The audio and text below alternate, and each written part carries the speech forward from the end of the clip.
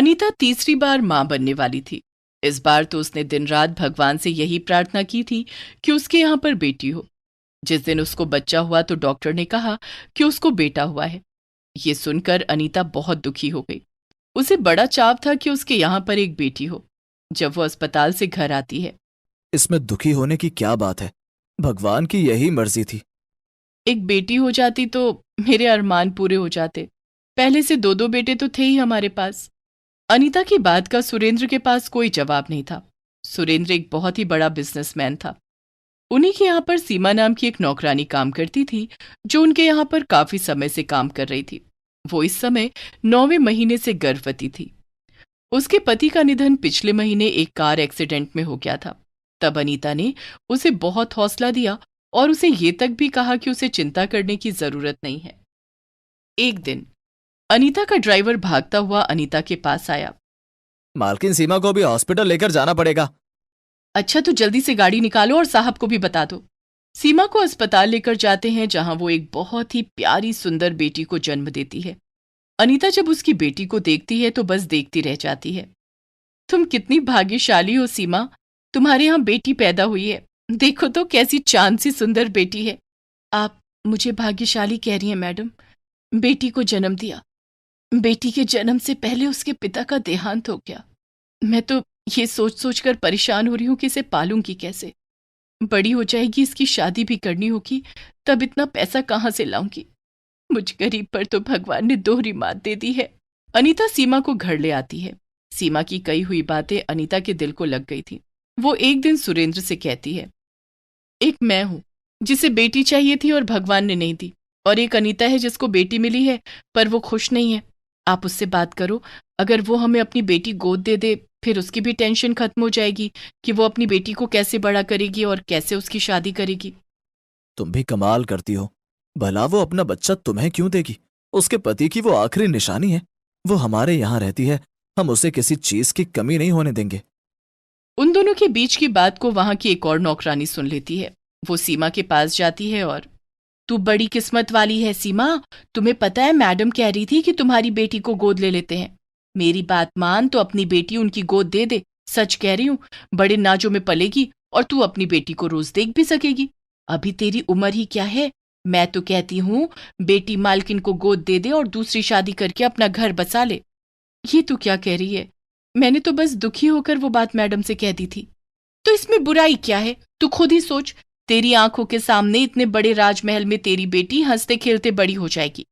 छोटी छोटी चीजों के लिए उसे तरसना नहीं पड़ेगा। और इतने अमीर घर की बेटी की शादी भी तो सोच कितने अमीर घर में होगी। नौकरानी की बात सुनकर सीमा सोच में पड़ जाती है। फिर जिस दिन अनीता सीमा से बात करती है, मेम साहब ये तो आपका करम है मुझ पर, जो आपने मुझ गरीब के बारे में इतना सोचा। सीमा मुझे गलत मत समझना।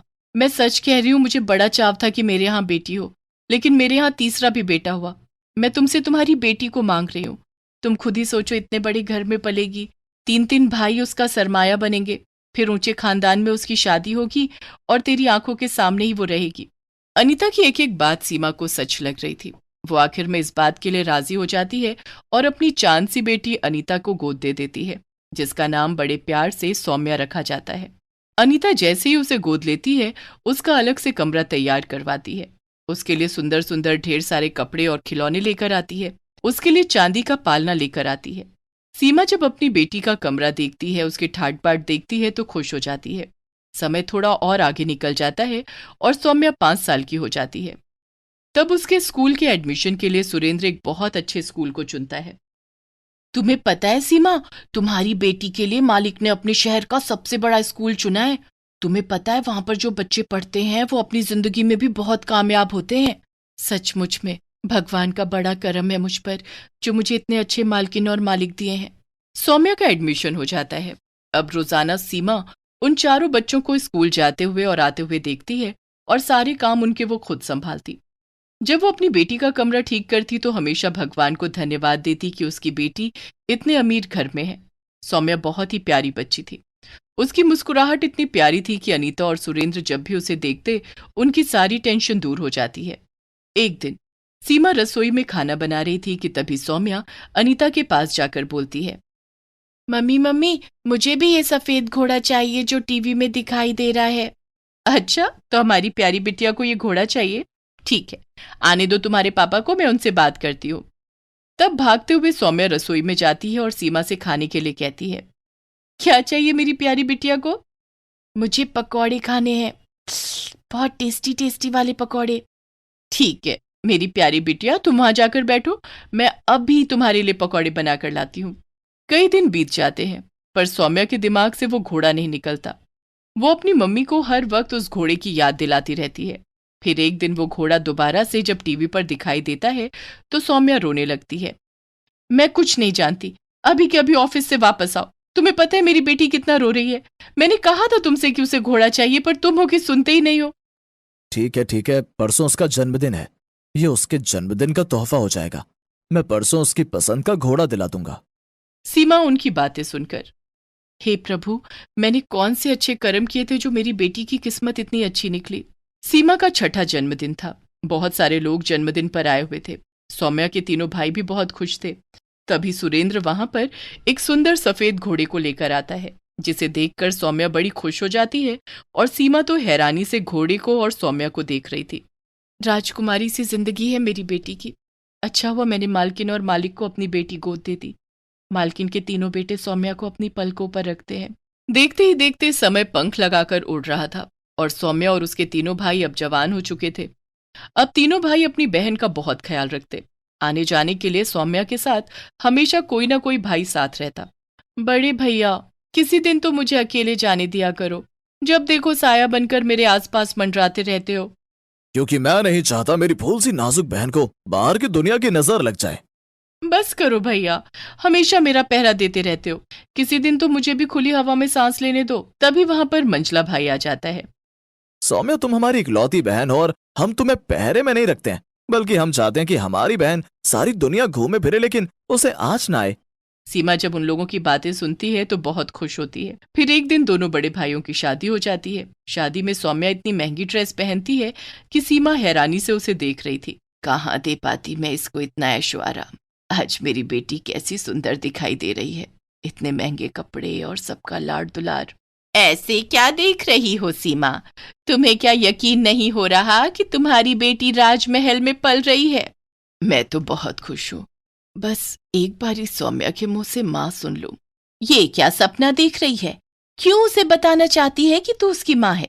जिस दिन उसे ये पता चला तो सच कहती हूँ वो अंदर से टूट जाएगी। मत बता उसे कभी भी। सब कुछ बहुत अच्छा चल रहा था कि तभी एक दिन सौम्या अपने छोटे भाई के साथ छत पर थी। तभी दोनों बहन भाई में किसी बात को लेकर कहासुनी हो गई। छोटा भाई जैसे ही सौम्या को पकड़ने के लिए भागता है, सौम्या छत की छोटी दीवार पर जाकर अपना बैलेंस खो देती है और नीचे गिर जाती है। गिरते ही वहां के नौकर उसे देख लेते हैं। उसके सर से खून निकल रहा था। जल्दी जल्दी सब लोग उसे अस्पताल लेकर जाते हैं। आखिर तुम्हें उसे डराने की जरूरत क्या थी?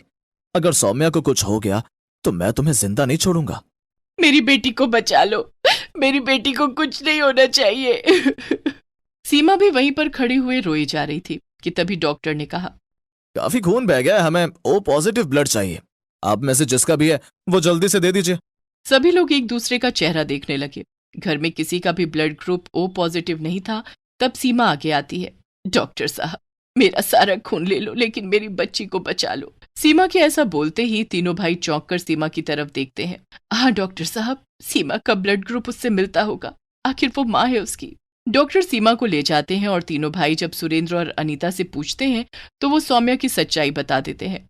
फिर कुछ दिनों बाद सौम्या ठीक होकर घर आ जाती है और जब उसे पता चलता है कि सीमा ने उसे अपना खून दिया है तो वो अनीता पर बहुत गुस्सा हो जाती है। मम्मी, ये मैं क्या सुन रही हूँ? सीमा नौकरानी ने मुझे खून दिया है? आपने ऐसा कैसे होने दिया? एक नौकरानी का खून अब मेरी रगों में दौड़ेगा? सीमा भी सफाई कर रही थी, बाकी सब नौकर भी थे। ये सुनकर सीमा की आंखों में आंसू आ गए। मेरी बच्ची, तेरी जिंदगी हमारे लिए बहुत कीमती थी और तुम्हारा ब्लड ग्रुप भी तो ओ पॉजिटिव था, सीमा का भी, इसलिए तुम्हें उसका ब्लड दिया गया। एक नौकरानी से खून लेने से तो अच्छा होता कि मैं मर जाती। भगवान न करे मेरी बच्ची, तुम्हें मेरी उम्र भी लग जाए। तुम्हारी हिम्मत कैसे हुई मुझे मेरी बच्ची बोलने की? शक्ल देखी है तुमने अपनी? पता नहीं कहां से उठकर आ गई हो। सौम्या सीमा की बहुत बेइज्जती करती है। कुछ देर तक तो अनीता चुपचाप बैठी रहती है, फिर खड़ी हो जाती है और सौम्या को एक थप्पड़ मार देती है। चुप करो। इस दिन के लिए तुम्हें पाल पोस कर बड़ा नहीं किया था मैंने। तुम सीमा का एहसान मानने से तो रही, उल्टा उसे सुना रही हो। मत भूलो, अगर सीमा ना होती तो तुम भी इस दुनिया में ना होती। क्या मतलब है मम्मी तुम्हारा इस बात से? यही कि तुम हमारी सगी बहन नहीं हो, तुम्हारी माँ सीमा है। ये सुनकर सौम्या चुप हो जाती है। वो कभी अनीता की तरफ तो कभी सीमा की तरफ देख रही थी।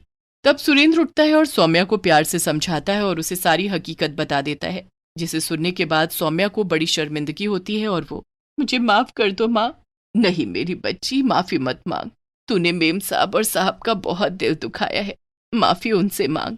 फिर सौम्या अनीता और सुरेंद्र से माफी मांगती है। तब अनीता, सुरेंद्र और तीनों भाई उसे गले लगा लेते हैं। तब सौम्या हाथ के इशारे से सीमा को भी अपने पास बुलाती है और उसे भी गले लगा लेती है। इस तरह अब सारी हकीकत जानने के बाद भी सारे भाई सौम्या से बहुत प्यार करते हैं। कल्लू और उसके बेटे का जन्मदिन एक ही दिन पड़ता था। कल्लू बहुत ही गरीब था। वो एक बड़े जमींदार के घर पर माली का काम करता था। उसकी पत्नी लोगों के घर पर जाकर उनके घर का काम करती थी। वो दोनों दिन भर अपने अपने काम पर खूब मेहनत करते थे और शाम को अपने घर वापस पहुंचते थे। उनका एक बेटा था जिसका नाम सूरज था। सूरज अब बड़ा हो गया था। अब वो काफी समझदार हो गया था। वो घर के छोटे मोटे खर्चे चलाने के लिए काम कर लेता था, जैसे कि कभी किसी की गाड़ी साफ कर देता या फिर कभी शादी ब्याह में काम कर लेता था। इस तरह उस परिवार का गुजर बसर हो रहा था। सूरज अभी ज्यादा बड़ा नहीं था। उसका भी मन करता था कि वो अपनी उम्र के बच्चों के साथ खेले, मस्ती करे, घूमे फिरे, पर वो ये सब नहीं कर पाता था क्योंकि उसका परिवार गरीबी का जीवन जी रहा था। एक बार की बात है, सूरज घर पर था। उसके पिताजी काम पर गए थे। घर पर माँ और सूरज ही थे। तभी घर के दरवाजे पर एक दस्तक होती है। सूरज दरवाजे की तरफ आता है तो देखता है दरवाजे पर कोई खड़ा है। सूरज उनके पास जाता है और पूछता है, अरे तुम कौन हो? मैंने तो पहले तुम्हें कभी नहीं देखा। दरवाजे पर एक लड़का खड़ा था जो कि सूरज की उम्र का ही था। वो सूरज से कहता है, मेरा नाम राजा है। मैं आज ही इस गांव में आया हूँ। कल मेरा जन्मदिन है और मैं गांव के सब लोगों को अपने घर पर बुलाना चाहता हूँ। लेकिन आज से पहले तो हमें किसी ने अपने घर पर नहीं बुलाया, वो दावत खाने के लिए। वो सब मुझे नहीं पता। कल तुम अपने पूरे परिवार के साथ मेरे घर पर आ जाना, ठीक शाम को 5 बजे। इतना कहकर वो वहां से चला जाता है।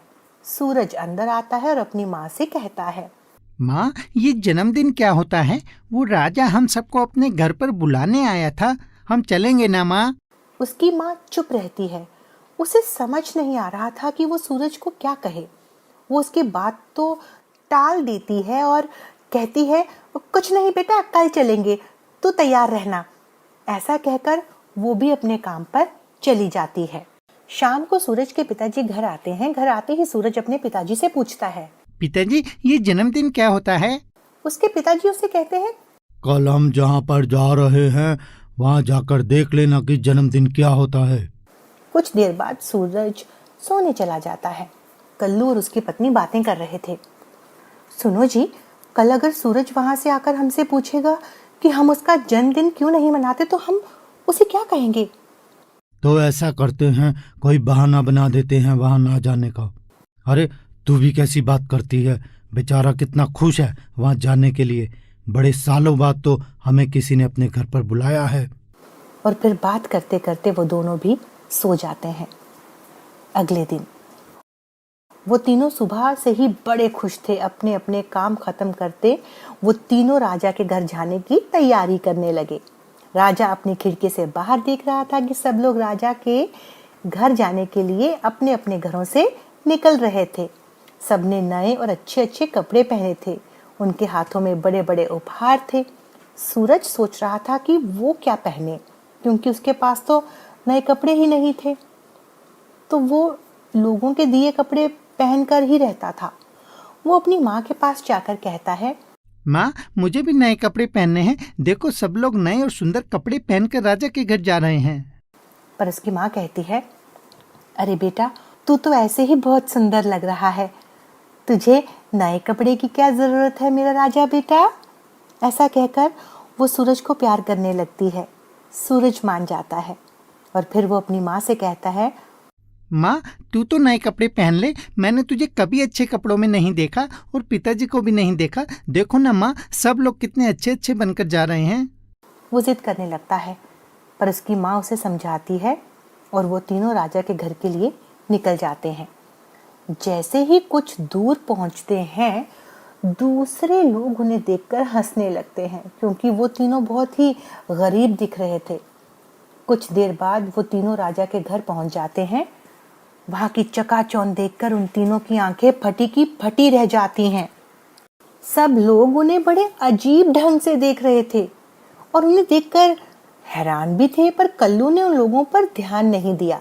वो राजा से मिलते हैं। राजा उन्हें खाना खाकर जाने के लिए कहता है। कल्लू, उसकी पत्नी और सूरज पेट भरकर खाना खाते हैं और अपने घर चले जाते हैं और सो जाते हैं। दूसरे दिन, माँ मुझे भी अपना जन्मदिन मनाना है। माँ मैं कब पैदा हुआ था? उसकी माँ कहती है, ठीक है बेटा, मना लेना, अभी मैं काम पर जा रही हूँ, शाम को आकर बात करती हूँ। कुछ देर बाद उसके पिताजी आते हैं। सूरज भागकर अपने पिताजी के पास जाता है और पिताजी से भी वही बात कहता है। उसके पिताजी भी उसे वही बात कहते हैं और काम पर चले जाते हैं।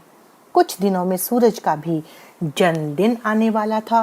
वो सोच रहे थे कि वो सूरज को कैसे मनाए, कि हमारे पास तो कुछ भी नहीं उसका जन्मदिन मनाने के लिए। फिर एक दिन कल्लू जिस जमींदार के घर पर काम करता था, उनसे वो कुछ पैसे उधार मांगता है और पैसे लेकर वो घर चले जाता है। कुछ दिनों बाद सूरज का जन्मदिन आ गया था। आज सूरज बहुत खुश था।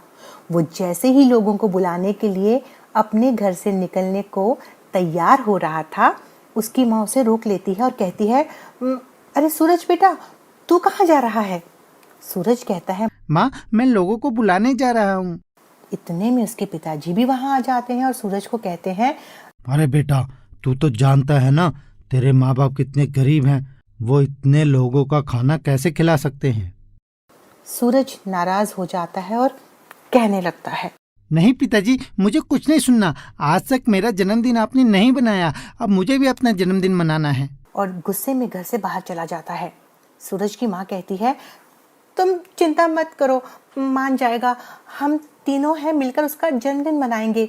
मैंने कुछ पैसे बचा कर रखे हैं, उसी से हम कुछ कर लेंगे। कल्लू भी कहता है, हाँ मैंने भी अपने मालिक से कुछ पैसे उधार लिए हैं।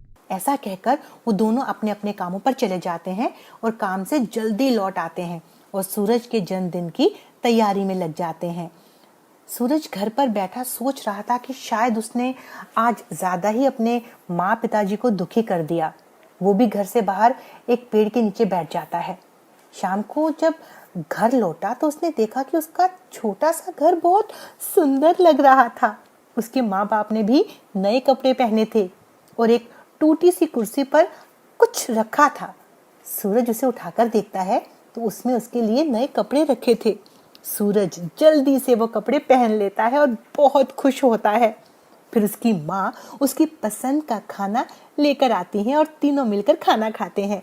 सूरज अपने माता पिता को देखकर बहुत खुशी महसूस करने लगता है और अपनी माँ से कहता है, माँ मुझे माफ कर दो, मैंने सुबह आप दोनों पर गुस्सा किया। माँ थोड़ी देर के लिए मैं भूल गया था कि मैं क्या हूँ, लेकिन माँ तुम देखना, एक दिन मैं भी बड़ा आदमी बनूंगा और फिर तुम दोनों को राज करवाऊंगा।